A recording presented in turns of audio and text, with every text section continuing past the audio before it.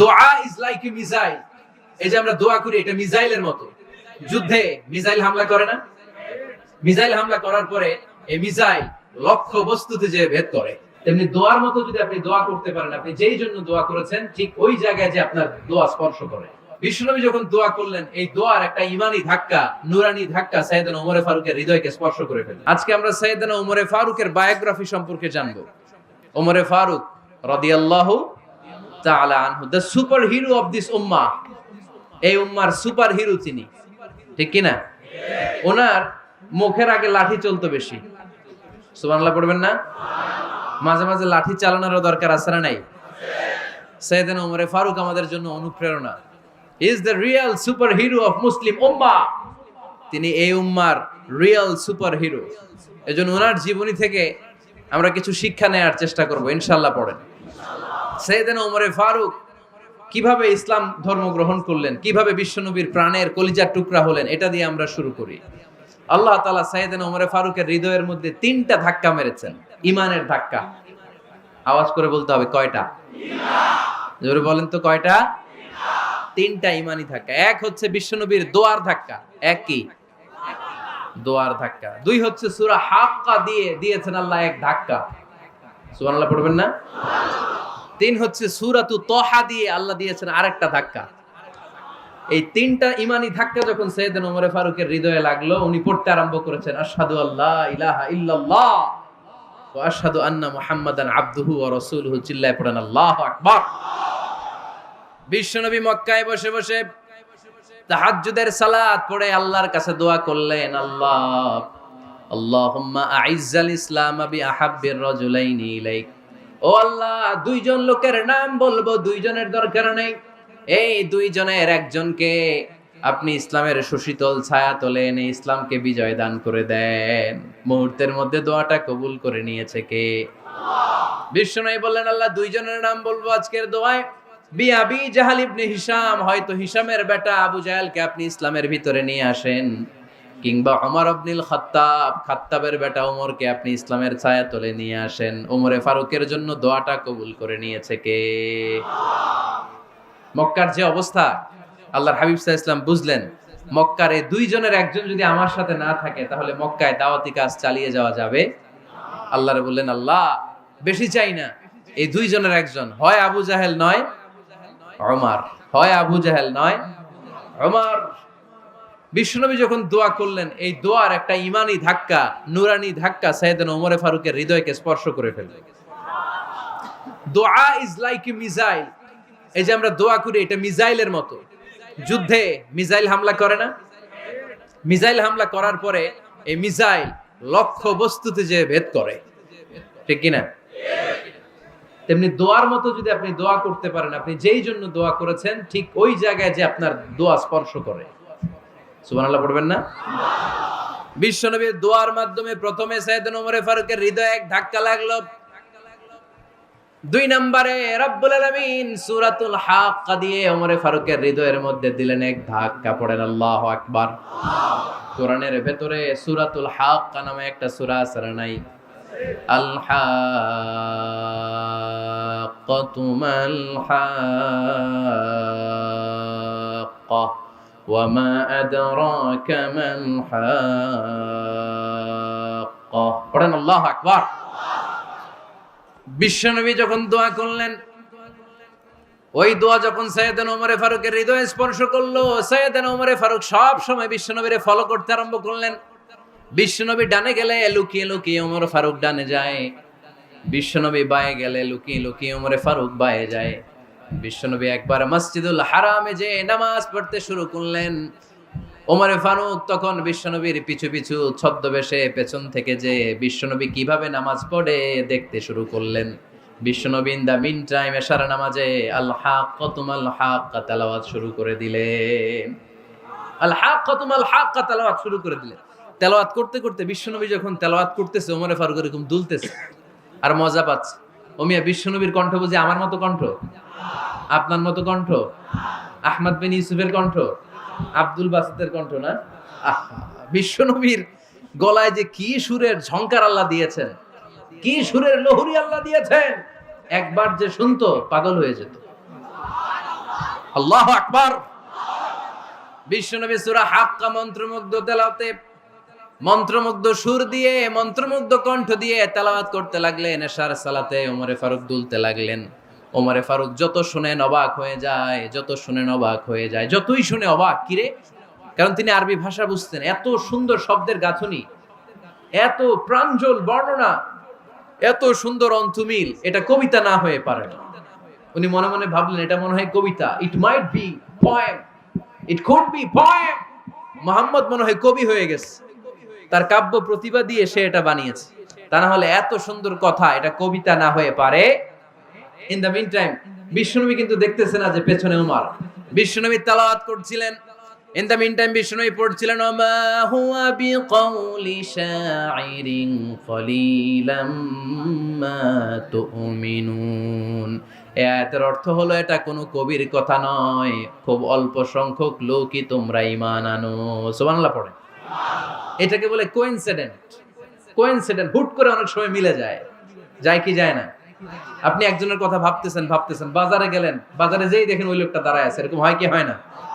Coincident. ওমরে ফারুক মনে মনে যেটা ভাবতেছে ওই কথা দিয়ে বিশ্বনবী তেলাওয়াত করতেছে। আল্লাহু আকবার। বিশ্বনবী যে আয়াত তেলাওয়াত করছিলেন, আয়াতের অর্থ হলো এটা কোনো কবির বানানো কবিতা না, খুব অল্প সংখ্যক লোকই তোমরা ঈমান আনো। ওমরে ফারুক আটকে উঠলেন, থমকে দাঁড়ালেন। ঘটনা কি? আমি মনে মনে ভাবলাম, কিরে এত সুন্দর কথা, এটা তো মানুষের কথা হতে পারে না, এটা নিশ্চয়ই কবিতা, কবির কথা। কিন্তু মুহাম্মদ এখন আবার পড়তেছে ওমা হুয়া বিকাউলি শাইর, এটা কোনো শায়েরের, কবির কথা নয়। কলিলাম মা তুমিনুন, অল্পই তোমরা ঈমান আনো। তার মানে আমার মনে যা চলে মুহাম্মদ এটা টের পায়। মুহাম্মদ গণক। নাউজুবিল্লাহ পড়বেন না? মুহাম্মদ অনেক বড় মাপের একজন গণক। মানুষের হৃদয়ে কি চলে, মনে মনে কি ভাবে, মুহাম্মদ না দেখেও বলে দিতে পারে। ইন দা মিন টাইম বিশ্বনবী পরের আয়াতে পড়লেন ওয়ালা বিকাউলি কাহিনিন কলিলাম মা তাযাক্কারুন। এই আয়াতের অর্থ হলো এটা কোনো গণকের বানানো গণনা নয়, খুব অল্প সংখ্যক লোকই তোমরা উপদেশ হিসেবে এটাকে মানো। সুবহানাল্লাহ পড়েন। এবার আর ওমরে ফারুকের সহ্য হয় না, কি আজীব তামাশা। প্রথমে মনে করলাম কবিতা, মোহাম্মদ কয় কবি না, সে কবি না, এটা কবিতা না। তারপর ভাবলাম সে গণক, সে আয়াত পরে পরে বলে দিল এটা গণনা নয়, তাহলে এটা কি? এটা কি কবিতাও না, গণনাও না, তাহলে এটা কি? বিশ্বনবী তখন বললেন তানজিলুম মির রাব্বিল আলামিন। সুবহানাল্লাহ পড়েন। পরের আয়াত ছিল তানজিলুম মির রাব্বিল আলামিন। এটা দুনিয়ার কোন কবির বানানো কবিতা না, এটা কোন গণকের গণনা না, এটা কোন সাহিত্যিকের বানানো সাহিত্য নয়, এটা মহাবিশ্বের পরিচালক রব্বুল আলামিনের কাছ থেকে পাঠানো কিতাব কোরআন। সূরা হাক্কার ধাক্কায় ওমরে ফারুক গাইত। এই ধাক্কা খেয়ে উথাল পাথাল হৃদয়ের মধ্যে, হায় রে এ কি বাণী, এ কেমন কথা, কে মুহাম্মদ? তারপরও শয়তানের ওয়াসওয়াসা আছে না নাই? আল্লাহ বলে যতই ওয়াসওয়াসা ওমরকে দেয়া হোক, আমি ওমরে ফারুককে এই মুসলিম উম্মতের সেনাপতি বানিয়ে ছাড়বো, আমি সেনাপতি বানাবো। এবার 3 নাম্বার ডোজ। ডাক্তারের কাছে গেলে প্রথমে দেখবেন সিম্পল ডোজ দেয়, নরমাল ওষুধ, এটাতে কাজ না হলে ডোজ বাড়ায়, একেবারে কাজ না হলে অ্যান্টিবায়োটিক মারে, আছে না নাই? আল্লাহ প্রথমে দোয়ার ছোঁয়া লাগালেন, তারপর সূরা হাক্কা দিয়ে ধাক্কা মারলেন, এরপরে রব্বুল আলামিন বলেন এবার 3 নাম্বার ডোজ সূরা তহা দিয়ে আমি তোমার হৃদয়টারে উজালা বানায় দেব রে ওমর। শয়তান ওদিক দিয়ে ওয়াসওয়াসা, খেলা দুই দিক থেকে চলতেছে। আল্লাহ তাআলা হেদায়েতের রাস্তায় টানছে, শয়তান জাহান্নামের দিকে টানছে। ঘোষণা দেয়া হলো মক্কায়, মুহাম্মদের মাথা কেটে এনে দিলে এত এত স্বর্ণ মুদ্রা দেয়া হবে। ওমরে ফারুক রাজি হয়ে গেলেন, নাঙ্গা তলোয়ার নিয়ে বিশ্বনবীর মাথা কাটার জন্য ছুটলেন। নাউজুবিল্লাহ পড়বেন না? বনু জাহরা গোত্রের এক লোক বলে, আইনা ইয়া ওমর, কই যাও? মুহাম্মদের মাথা কাটতে যাই। আরে মুহাম্মদের মাথা কাটতে যাও? তোমার বোন ফাতিমা বিনতে খাত্তাব আর তোমার বোন জামাই সাঈদ কদ সাবা, এরা তো ধর্ম ত্যাগ করে ফেলছে, এটা তো আমাদের ধর্ম ত্যাগ করে মুহাম্মদের ফলোয়ার হয়ে গেছে। আগে ওমর ঘর সামলাও, পরে মুহাম্মদের মাথা কাটতে যেও। ওমরে ফারুক অবাক হয়ে গেলেন, তলোয়ার নিয়ে বিশ্বনবীর দিকে না যে নিজের বাড়ির দিকে চলে গেলেন। বিশ্বনবীর আপন বোন ফাতেমা বিনতে খাত্তাব বনজামাই সাঈদ আর খাব্বাব রাদিয়াল্লাহু তাআলা আনহু তিনজন মিলে সূরা তাহা তেলাওয়াত করছিলেন। পড়েন সুবহানাল্লাহ। মক্কায় লুকিয়ে লুকিয়ে দাওয়াত হতো। খাব্বাব রাদিয়াল্লাহু তাআলা আনহু একটা চামড়ার ফলকের মধ্যে সূরা তাহার কয়েকটা আয়াত এনে ওমর ফারুকের বোন আর বনজামাইকে শিক্ষা দিচ্ছে, ট্রেনিং দিচ্ছে। সুবহানাল্লাহ পড়েন। লুকিয়ে লুকিয়ে ওমর ফারুক যখন ঘরে চলে আসলেন, এরা তটস্থ হয়ে গেল।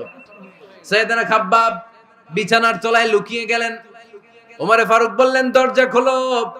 ফাতেমা বিনতে খাত্তাব দরজা খোলার পরে নির্মম ভাবে সাইয়েদনা ওমর রাদিয়াল্লাহু তাআলা আনহু বোনের গায়ে আঘাত শুরু করে দিল। বোন জামাইকে আহত করতে শুরু করলো আর বলতে শুরু করলো, তোরা পাগল হলি কেন? কি আছে ওই মুহাম্মাদের মধ্যে? কি জাদু নিয়ে এসেছে? সে যাই বলে লোকজন পাগল হয়ে যায়, সবাই তার উপর কালিমা পড়ে ঈমান এনে ফেলে। কি এমন জিনিস তোদের কাছে আছে যেটা দেখে মুহাম্মদকে তোরা ভালোবাসলি? কি আছে? কি পড়তেছিলি আমারে দেখা। ফাতেমা বলে, ইন্নাকা রিজসুন লা ইয়ামাসসুহু ইল্লাল মুতাহহারুন। ও আমার ভাই ওমর, তুমি নাপাক। তুমি কি? লা ইয়ামাসসুহু ইল্লাল মুতাহহারুন, পবিত্রতা অর্জন না করে এই কোরআন ধরা যায় না। সুবহানাল্লাহ পড়েন। ওমর ফারুক গোসল করে আসলেন। ফাতেমা বিনতে খাত্তাব বললেন, গোসল যখন করে এসেছেন, এই নেন। ওমর ফারুক এবার চামড়ার কাপড়ের মধ্যে সূরা তাহার প্রথম আয়াতের দিকে নজর করলেন। নজর করেই কোরআনের প্রেমে পড়ে গেলেন। পড়েন সুবহানাল্লাহ। ওমর ফারুক পড়তে আরম্ভ করলেন, তাহা মা আনজালনা আলাইকাল কুরআনা লিতাশকা ইল্লা তাযকিরাতাল লিমান ইয়াখশা তানজিলাম মিম্মান খালাকাল আরদা ওয়াস সামাওয়াতিল উলা। সুবহানাল্লাহ পড়েন। উনি খুব ভালো আরবি জানতেন। সূরা তাহা পড়ার পরে আর ধৈর্য ধারণ করতে পারে না। ওমর ফারুক ছোট্ট বাচ্চার মতো কান্না শুরু করে দিলেন। আল্লাহু আকবার। সূরা তাহাটা হাতে নিয়ে, তলোয়ারটা হাতে নিয়ে বিশ্বনবীর দিকে ছুটতে আরম্ভ করলেন। আইনা মুহাম্মদ, কোথায় মুহাম্মদ? তোমরা আমাকে মুহাম্মাদের কাছে নিয়ে চলো। বিশ্বনবী তখন সাফা পাহাড়ের পাদদেশে দারুল আরকাম ইবনে আলকামের ঘরে লুকিয়ে লুকিয়ে কোরআনের দাওয়াত দিতেন। ওমর ফারুককে পাগলের মতো ছুটে আসতে দেখে বিশ্বনবীর চাচা হামজা ইবনে আব্দুল মুত্তালিব বলল, নবী আপনি পালান। ওই যে খাত্তাবের বেটা ওমর আপনাকে অপমান করার জন্য, আক্রমণ করার জন্য তেরে এসেছে। সাহাবীরা বললেন, নবী আপনি পালিয়ে যান, আমরা সামাল দেব। বিশ্বনবী বললেন, না আমি পালাবো না, বরং তোমরা সরে যাও। ওমর ইবনুল খাত্তাবকে আমার দরবার পর্যন্ত আসতে দাও। আমার তো মনে হচ্ছে ওই যে তাহাজ্জুদের নামাজ শেষে চোখের পানি ছেড়ে যে আমি আল্লাহর কাছে দোয়া করেছি, আজকে আমার ওই দোয়াটা কবুল হতে শুরু করেছে। আমার তো মনে হচ্ছে আমার দোয়া কবুল হবে, আসতে দাও। ওমর ফারুক এসে বললেন, আশহাদু আল্লা ইলাহা ইল্লাল্লাহ ওয়া আশহাদু আন্না মুহাম্মাদান আবদুহু ওয়া রাসূলুহু।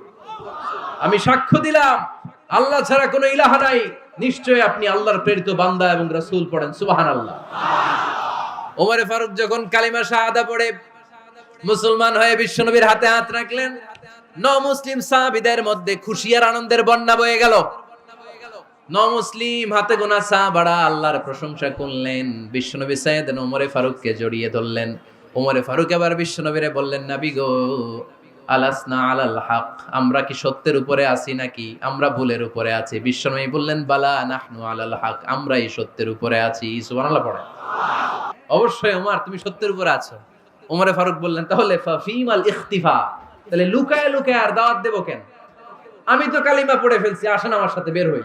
বিশ্বনবী বললেন, ওমর এটা মাক্কি জীবন, এখানে আমরা একটু গোপনে গোপনে দাওয়াত দিতে চাই। ওমর ফারুক বলে, না, আমার দায়িত্ব, আমি একটা মিছিল দিতে চাই নবী। আল্লাহর নামের তাকবীর দিতে দিতে দারুল আরকাম থেকে শুরু করে মসজিদুল হারাম পর্যন্ত একটা মিছিল দিয়ে আমি মক্কা কাঁপাইয়া দেব। অনুমতি দেন। বিশ্বনবী দিতে চায় না। ওমর ফারুক অনেক বুঝানোর পরে স্বল্প পরিসরের একটা অনুমোদন পাওয়া গেল বিশ্বনবী সাল্লাল্লাহু আলাইহি ওয়াসাল্লামের কাছ থেকে।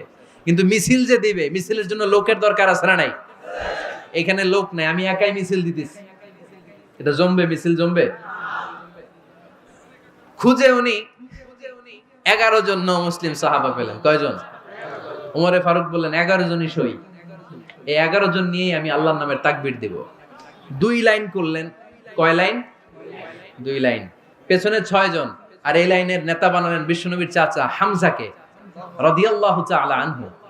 আর সামনে 5 জন, তার আগে দাঁড়ালেন উনি নিজেই। তাহলে 6 6 12। বললেন এই 2 লাইনই আমরা তাকবীর দিতে দিতে, বেশি না, এই দারুল আরকামের ঘর থেকে ওই যে কাবার গিলাফ দেখা যায়, কাবার গিলাফ পর্যন্ত আমরা এই তাকবীর নিয়ে ওখানে যাব। সুবহানাল্লাহ পড়বেন না? ওখানে উনি দাঁড়িয়ে ছোট্ট একটা ভাষণ দিয়েছিলেন। উনি বলেছিলেন, মান আরাদা আন তাসকুলা উম্মু ওয়া ইয়াতামা ওয়ালাদু ওয়া তারমিলা যাওজাতুহু ফালিয়াসুদ্দানি। এই মক্কায় কে আছো মায়ের বুক খালি করতে চাও, নিজের সন্তানগুলোর এতিম বানাতে চাও? কে আছো তারমিলা যাওজাতুহু, নিজের স্ত্রীকে বিধবা বানাতে চাও? ফালিয়াসুদ্দানি, বুকের পাটা থাকলে আমি ওমর রে থামাও। এই বলে উনি আল্লাহু আকবার, আল্লাহু আকবার, আল্লাহু আকবার বলে স্লোগান শুরু করে দিলেন। এক এক স্লোগানে মক্কার মরুজমিন থারথার করে কাঁপতে আরম্ভ করলেন। এই মিছিল মক্কার কেউ দেয় নাই। মিছিলের আওয়াজ শুনে আবু জাহেল বাইরিস, উতবা বাইরিস, শাইবা, ওয়ালিদ ইবনে মুগিরা সব বের হয়েছে। কিরে, আমার এলাকায় এত বড় স্লোগান, কার এত সাহস? বের হয়ে দেখে মিছিলের সামনে ওমর। ওমর রে দেখে দিছে এক দৌড়। কারণ ওমরে ফারুককে থামানোর মতো বাপের বেটা মক্কায় দ্বিতীয়টা কেউ ছিল না। আওয়াজ করে বলেন ঠিক কিনা? ওমরে ফারুক আল্লাহু আকবার, আল্লাহু আকবার বলে স্লোগান দিতে দিতে মসজিদুল হারামের ভেতরে ঢুকে গেল। কাবার গিলাফ ধরার পরে সেদিন মিছিল থেমেছে। ওই আল্লাহর নামের স্লোগান সেদিন কেউ থামাতে পারে নাই, কিয়ামত পর্যন্ত কেউ থামাতে পারবে না। চিল্লায় বলো ঠিক কিনা?